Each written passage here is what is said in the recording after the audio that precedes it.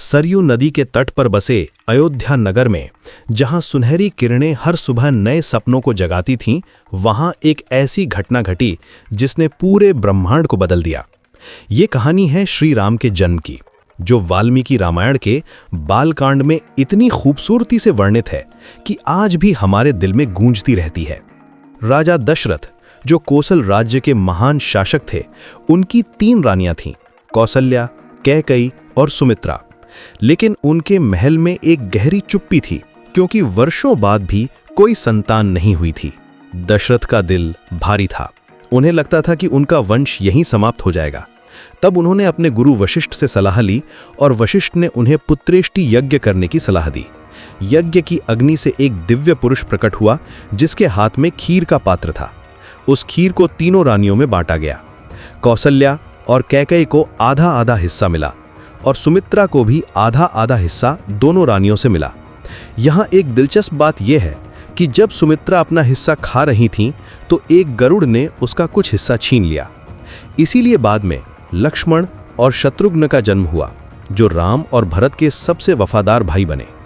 चैत्र मास की 9वीं तिथि को, जब सूर्य मेष राशि में था और पुनर्वसु नक्षत्र चमक रहा था, तो कौसल्या की कोख से भगवान विष्णु के 7वें अवतार का जन्म हुआ।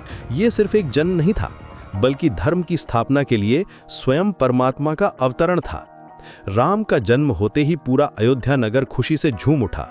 देवताओं ने आकाश से फूल बरसाए, गंधर्वों ने मधुर संगीत बजाया और अप्सराएं नृत्य करने लगी। राम के जन्म के साथ ही भरत का जन्म कैकेयी से और लक्ष्मण तथा शत्रुघ्न का जन्म सुमित्रा से हुआ। चारों भाइयों में राम सबसे बड़े थे और उनमें एक अलग ही तेज था।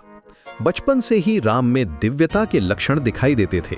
वे न केवल सुंदर थे, बल्कि उनके व्यवहार में एक ऐसी मिठास थी जो सबका दिल जीत लेती थी। अयोध्या का ये नगर, जो सरयू नदी के किनारे बसा था, उस समय भारत के सबसे समृद्ध और खुशहाल राज्यों में से एक था।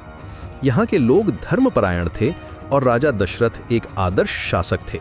राम का जन्म इस पवित्र भूमि पर होना कोई संयोग नहीं था।